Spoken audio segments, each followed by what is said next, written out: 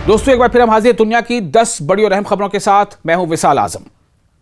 आबनाए होर्मुज कशीदगी बरकरार। आबनाए होर्मुज में तिजारती जहाजों की आमदरफ्त एक हफ्ते की कम तरीन सतह पर पहुंच गई है, जबकि ईरान और अमेरिका के दरमियान इसे दोबारा मामूल पर लाने के लिए इख्तलाफ बरकरार है। रॉयटर्स के मुताबिक 12 अगस्त को सिर्फ चंद जहाज स्ट्रेट ऑफ होर्मुज से गुजरे, जो जंग से पहले की रोजाना तकरीबन 130 से 140 जहाजों की आमदरफ्त के मुकाबले में इंतहाई कम है। ईरान का मौक़िफ़ है कि अमरीकी शराइत पूरी होने तक आबनाए होर्मुज बंद रहेगी, जबकि वाशिंगटन इसे खोलने के लिए अपने दबाव को बरकरार रखे हुए है।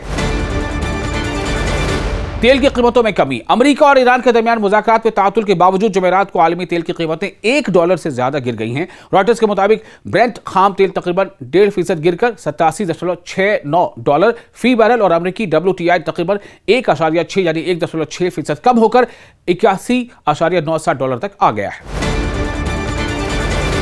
कोलंबिया में तबाह कुन जलजला। कोलंबिया में आने वाले 7.4 शिद्दत के जलजले से हलाकतों की तादाद 250 से ज्यादा हो गई है और इमदादी कारकुन मलबे में जिंदा बच जाने वालों की तलाश जारी रखे हुए हैं। रॉयटर्स के मुताबिक मगरबी कोलंबिया के कई इलाकों में इमारतें और बुनियादी ढांचा बुरी तरह मुतासिर हुआ है। हुक्काम को खदशा है कि मलबा हटाने के साथ हलाकतों की तादाद मजीद बढ़ सकती है। यूक्रेन से रूसी हमलों के बाद नई कशीदगी। यूक्रेन ने मुबैना तौर पर रूसी बंदरगाह इस्तेमाल करने वाले तेल बरदार जहाजों पर हमले रोक दिए हैं, जिसकी वजह अमेरिकी दरख्वास्त बताई जा रही है। और खबर के मुताबिक पेशरफ्त ऐसे वक्त हुई है जब वाशिंगटन, रूस और यूक्रेन के दरमियान जंग खत्म करने की कोशिशें तेज हो गई हैं। यूरोप में मुकम्मल सूरज ग्रहण का शानदार मंजर। यूरोप के कई ममालिक में लाखों अफराद ने नायाब मुकम्मल सूरज ग्रहण का मुशाहदा किया, जिसे कई एजेंसी से दिखाया और इसे एक सदी का बहुत अहम वाक़या बताया। स्पेन, जर्मनी और दीगर यूरोपीय इलाकों में आसमान पर चांद ने सूरज को मुकम्मल तौर पर ढांप लिया और दिन के वक्त कुछ देर के लिए रात जैसा मंजर पैदा हो गया था। भारत में कोयले की पैदावार पर आलमी तवज्जो।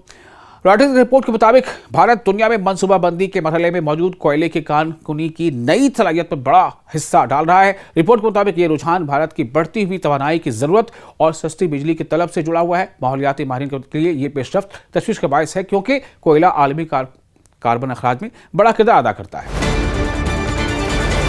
टाटा ग्रुप में बड़ी तब्दीली। भारत में टाटा ग्रुप के शेयर्स में उस खबर के बाद कमी देखी गई कि टाटा सन्स के चेयरमैन एन चंद्रशेखरन ओहदे से अलग होने का फैसला कर चुके हैं। रॉयटर्स के मुताबिक इस खबर ने टाटा ग्रुप की कई लिस्टेड कंपनियों के हसस पर फौरी असर डाला है।